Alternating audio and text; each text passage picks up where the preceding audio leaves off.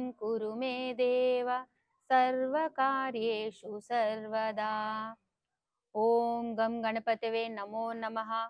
ओम गम गणपतये नमो नमः। ओम गम गणपतये नमो नमः। ओम नमः शिवाय। ओम नमः शिवाय। ओम नमः शिवाय। या देवी सर्वभूतेषु मातृरूपेण संस्थिता नमस्तस्यै नमस्तस्यै नमस्तस्यै नमो नमः।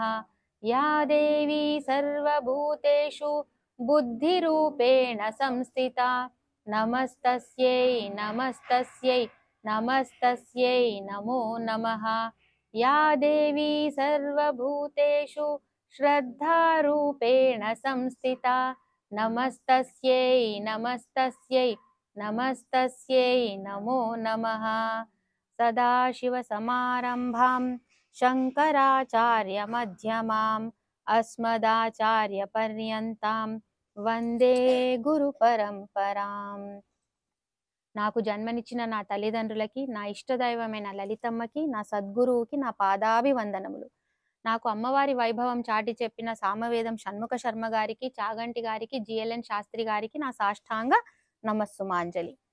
ఇప్పుడు దూ దూ దూ అంటే మీలో ఉన్న దుఃఖం, దూతో వచ్చేవన్నీ చెడు, దూ అంటే చెడుకు అన్నమాట, సు అంటే మంచి కదా, ఇవన్నీ కూడా చెడగొడుతుంది కాబట్టి ఈ పేర్లన్నీ దూ దూ అంటాయి, అన్ని నాశని శమని అని హంత్రి అని ఉంటాయి ఇక్కడ పేర్లు।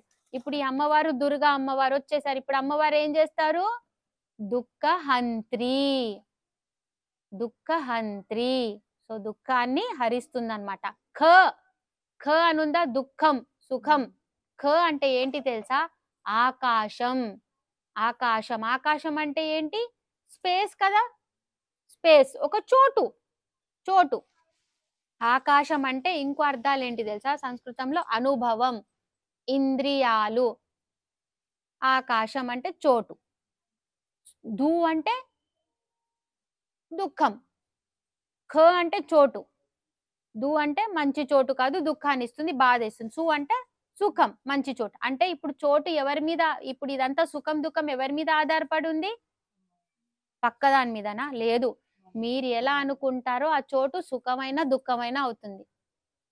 అంటే అంతా ఎవరిలో ఉంది, మీ మనసులో ఉంది, మీరు దాన్ని దుఃఖం చేస్తారా దాన్ని సుఖం చేస్తారా అనేది మీ దగ్గరే ఉంది, అందుకే దాని పేరు ఖంతో పెట్టారు, దు ఖం సుఖం। ఖం అంటే ఆకాశం, అదొక చోటు, మీరు ఆ చోటుని దూతో కుదిరిస్తే దుఃఖం, సుతో కుదిరిస్తే సుఖం। దుఃఖం సుఖం ఎదుటివాడు ఇస్తాడని ఎప్పుడు అనుకోవద్దండి, వాడు మీకు ఏదైనా నేర్పియాలనుకొచ్చాడేమో, మీరు ఏదైనా జీవితంలో నేర్చుకుంటాడేమో, వాడు దుఃఖం ఇచ్చినా మీరు దాన్ని ఎలా తీసుకుంటారు, లెర్నింగ్ లెసన్ లా తీసుకుంటారా, లేకపోతే వాడు మనల్ని ఇబ్బంది పెట్టాడని తీసుకుంటారా, మీరు ఎలా తీసుకుంటారనే దాన్ని బట్టే మీ సుఖ దుఃఖాలు ఆధారపడి ఉంటాయి। సో అమ్మవారు ఏం చేస్తుంది, దూతో ఉన్నవన్నీ తొలగించేస్తుంది, ఏముంటాయి అవి, దుష్టత్వం, దుర్మార్గం, దురాచారం, ఇలా దూతో ఉన్నవన్నీ కూడా తొలగించేస్తుంది। మరి దుఃఖహంత్రి, దుఃఖం పోతే సరిపోతుందా, దుఃఖం తర్వాత ఏం రావాలి, సుఖం కూడా కావాలి కదా, దుఃఖం పోయింది కానీ కన్ఫ్యూజన్ ఉంది అనుకోండి, అప్పుడు కూడా ఇబ్బందే కదా, అర్థం కాని పరిస్థితి, సో ఏం రావాలి ఇప్పుడు, సుఖం రావాలన్నమాట, సుఖ ప్రద। మళ్ళీ ఇక్కడ ఖ అనుంది, ఖ అంటే ఆకాశం అన్నమాట, ఆకాశం అంటే చోటు, సుఖాలు ఎన్ని ఈ భూమి మీద, ఇప్పుడు కావాల్సిన ఐహిక సుఖం, ఇంకోటి నిజమైన సుఖం, అదేంటి పరమ సుఖం, ఆ పరమ సుఖం కోసమే మనం అందరం ఈ రోజు కూర్చొని ఇక్కడ ప్రవచనాలు వింటున్నాము, అదేంటి సచ్చిదానందం, ఏంటది సచ్చిదానందం। ఇక్కడ సుఖాలు ఏంటి చెప్పండి, శరీరానికి కావాలి కదా, శరీరానికి కొన్ని అవసరాలు ఉంటాయి కదా, సో అవన్నీ చేసేవన్నీ ఐహిక సుఖాలు, అవన్నీ కూడా ఎంత తాత్కాలికం అంతే కదా। ఇప్పుడు మంచి చీర వేసుకొని వచ్చారు ఎవరైనా, దానిలో ఒక ఏదైనా ఇరుక్కుపోయి అది చిరిగింది, బా ఎందుకు వచ్చాను ఏమో అనవసరంగా ఈరోజు, అప్పటికే మనసు అనుకుంటూనే ఉంది కొంచెం వద్దులే, అప్పటికే వేరే ప్రోగ్రామ్ ఉందని, అది చిరిగి అది అయిపోతుంది, దాని తర్వాత నెక్స్ట్ కన్క్లూజన్లు కూడా మీరే పెట్టేస్తారు, ఉదయం నుంచి నాకు అప్పటికి అనిపిస్తూనే ఉంది వద్దు వద్దు అని, నెక్స్ట్ వచ్చేస్తాయి, మీ మనసు ఏముందో ఆ మనసు చెప్పేస్తూ ఉంటది అనమాట, వెనక ఒక స్టోరీ అల్లుతూనే ఉంటది, ఇవన్నీ తాత్కాలికం. ఇదేంటి నిరంతర సుఖం అదెట్లా పట్టాలి మరి అంటే రెండెప్పుడు చెప్తా. లోపల నుంచి ఏముండాలి? సద్బుద్ధి. బయటేముండాలి? సత్సంగ్. ఇవి 2 ఉంటేనే ఇది కుదురుతుంది. ఎప్పుడైనా అంటారు గదా! ఛీ! నా జీవితంలో అసలు సుఖపడ్డం అనేదే లేదు అని ఎక్కువ వాడతాం ఈ పదం. ఆడోళ్ళు ఎక్కువ వాడతారు. నా జీవితంలో అసలు సుఖపడ్డం అనేదే లేదు. ఎప్పుడు సుఖపడలేదు నేను. ఇదే వాడతారు. ఇది ఇది దీన్ని కొంచెం నేను మోడిఫై చేయనా? నేనెప్పుడు జీవితంలో దలుచుకోలేదు అననా? పడలేదు అంటే ఎవరికి పెడుతున్నారు? అవతలోడెవడో మీకు దుఃఖం ఇస్తున్నాడు. అందుకే మీరు సుఖపడలేదు. అంతే గదా! ఇప్పుడు నేను దలుచుకోలేదు అంటే ఇప్పుడు కర్త ఎవరయ్యారు? అవతలోడా? మీరా? మీరే గదా! నిజం చెప్పాలంటే వాళ్ళ చేతిలో ఎలా ఇస్తాము? మనం సుఖంగా ఉండాలా? దుఃఖంగా ఉండాలా అని? మన ఇంటి తాళాలు పక్కింటి వాళ్ళకిచ్చేయాలి. సరే అంటే కొరియర్ ఏదైనా అవసరం ఉంటే ఇస్తాం అది వేరే విషయం గానీ, మన ఇంటి తాళాలంతా పక్క వాళ్ళకి తెలియనోడికి ఇచ్చేస్తామా? మరి మనం ఎలా ఉండాలనేది పక్క వాళ్ళని మీద ఎలా ఇస్తాం? ఏసి వాళ్ళని ఎలా అంటాం? ఇచ్చిందే మీరు. మీ ఇంటి తాళం చెవులు పెట్టింది వాళ్ళ చేతిలో మీరు.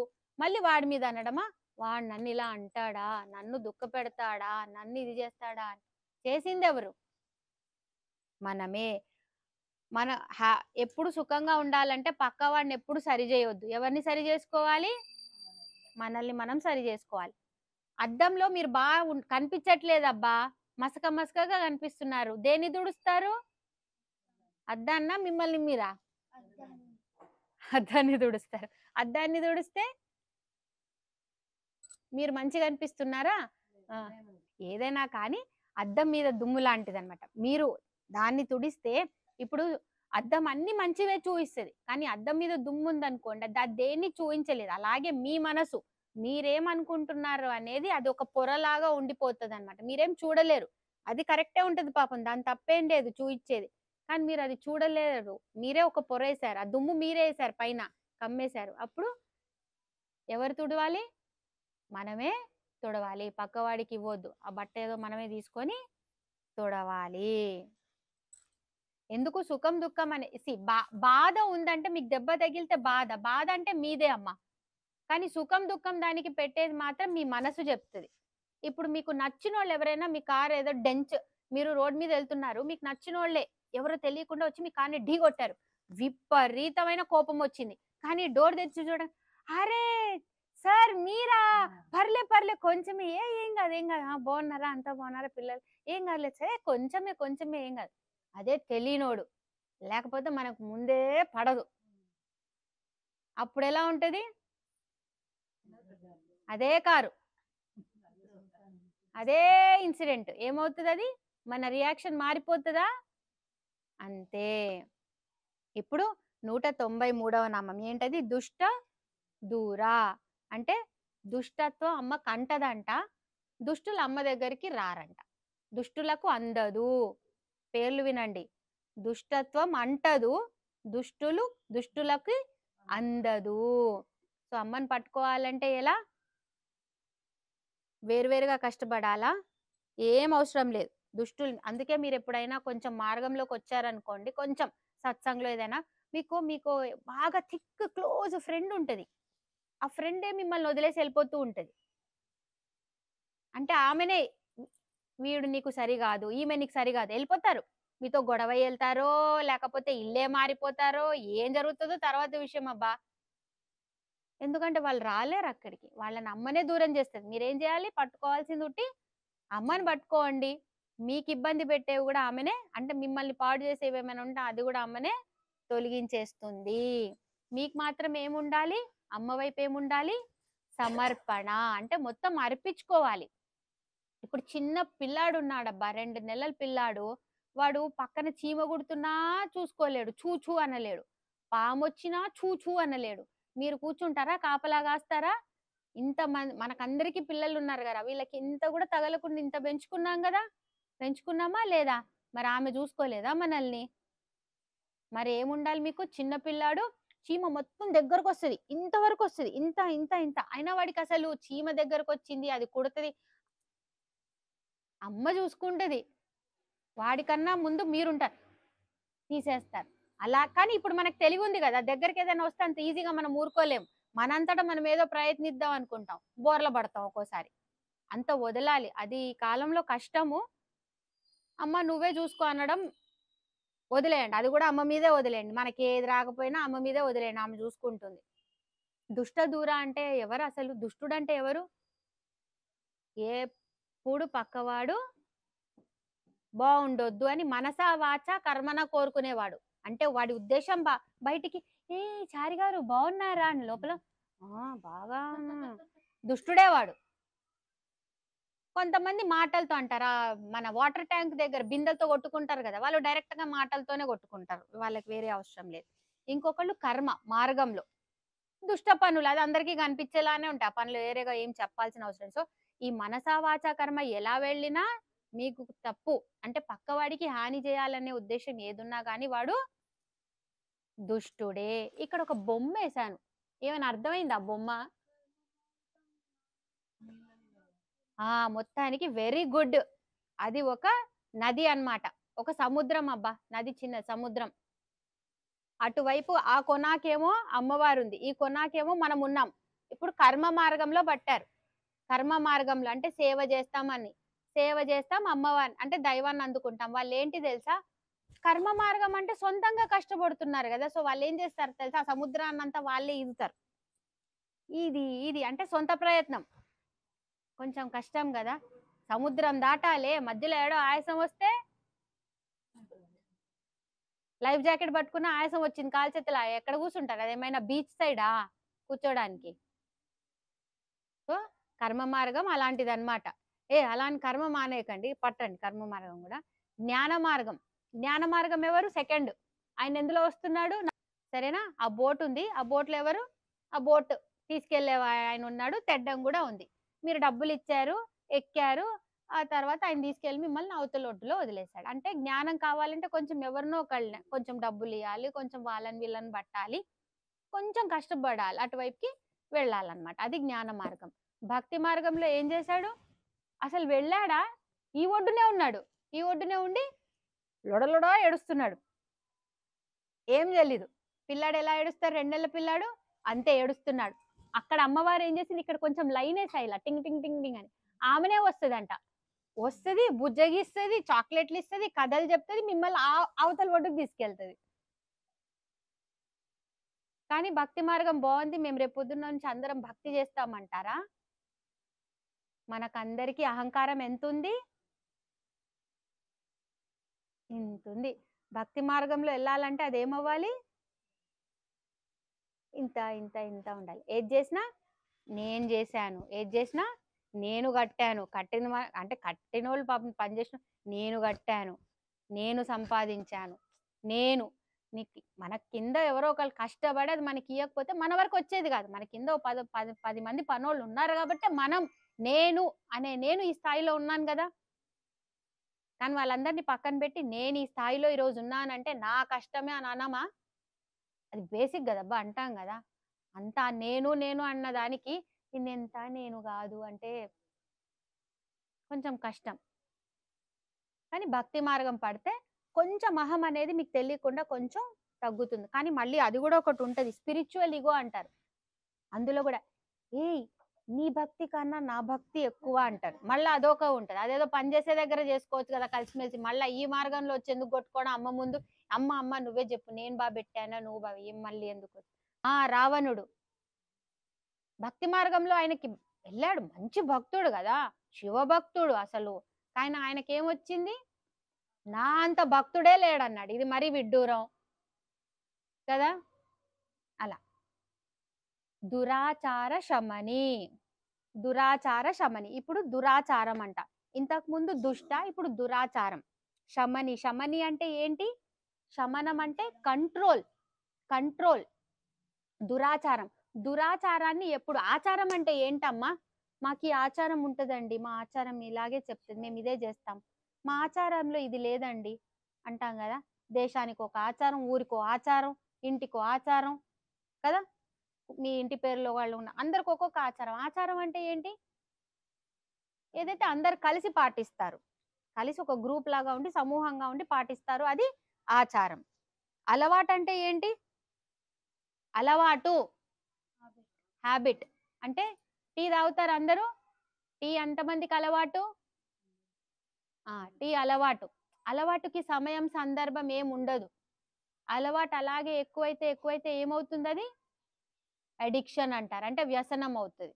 అప్పుడు అది వ్యసనం, అటువైపు తీసుకుందాం. అలాగే మీకు ఏదైనా అలవాటు ఉండింది, మీకు ఇప్పుడు చిన్నగా మంచిగా ఆడే అలవాటు ఉందబ్బా, దాన్ని మీరు కోచ్ దగ్గరికి వెళ్ళారు. ఇప్పుడు దాన్ని కోచ్ దగ్గరికి వెళ్తే దాన్ని ఏం చేస్తారు? ఆ అలవాటుని అభ్యాసం చేస్తారా? అభ్యాసం అంటే ఏంటి? ప్రాక్టీస్. ప్రాక్టీస్ చేయగా చేయగా చేయగా ఏమవుతుంది? అలా చాలా మంది కలిసారనుకోండి ఊర్లో వాళ్ళు, దాన్ని ఏం చేస్తారు? దాన్ని ఒక ఆచారం చేస్తారు. అలవాటు మీ ఒక్కళ్ళదే, దానికి సమయం సందర్భం లేదు. అభ్యాసం అంటే దానికి డిసిప్లిన్ ఉంటది. అంటే రోజు ఇదే టైంకి లేచి నేను పరిగెట్టాలి, ఈ టైంకి చేరాలి అంటే పద్ధతిగా చేస్తాం, ఒక డిసిప్లిన్డ్ ఉంటది. దాన్ని అభ్యాసం అంటారు. ఇలా అందరూ కలిసి ఒక సమూహంగా డిసిప్లిన్డ్‌గా చేస్తే అదే ఏమవుతుంది? ఆచారం. మంచివి చేస్తే సదాచారం, అటువైపు చేస్తే దురాచారం. దురాచార శమని. శమని అంటే ఏంటి? కంట్రోల్. ఎందుకంటే దురాచారాన్ని మనం పోగొట్టలేము. మీరిప్పుడు టీని మానుకోవాలనుకున్నారు. ఏం చేస్తారు? టీ నేను 3 పూటల తాగుతానండి అంటారు. అప్పుడు నేనంటాను, అమ్మ 2 పూటలే తాగు అంటాను. మీరేం చేశారు? ఒక పూట తగ్గిచ్చారు. అంటే ఏం చేశారు? కంట్రోల్ చేశారా? శమని. పూర్తిగా కాదు. అంటే టైంని పెంచారు. శమని, కంట్రోల్. అది మళ్ళీ అదెప్పుడు అభ్యాసం జేయాలి కంట్రోల్ అంటే. కంట్రోల్ అభ్యాసం లేకపోతే కుదరదు. ఎందుకంటే అది బాగా లోపల దిగింది గదా మీకు. కాబట్టి అంత తొందరగా వదలదు. మీకు మీరు సొంతంగా ఎప్పుడు చేస్తూనే ఉండాలి. చెప్పుకుంటూ ఉండాలి మీకు మీరు. అప్పుడే అది మానగలరు. సో, అమ్మవారు అలాంటి దురాచారాలన్నిటిని కూడా ఎక్కడికక్కడ ఏం చేస్తుంది? దూరం చేస్తది. అంటారంట ఇప్పుడు పిచ్చి ప్రశ్నలుంటాయి. దురాచారులు వీళ్ళ పిచ్చి ప్రశ్నలుంటాయి. ఏంటంటే, పొరుగువాడిని ప్రేమించుమన్నా అంటే వాడంటాడంటే, పొరుగువాడు అంటే ఎవరు?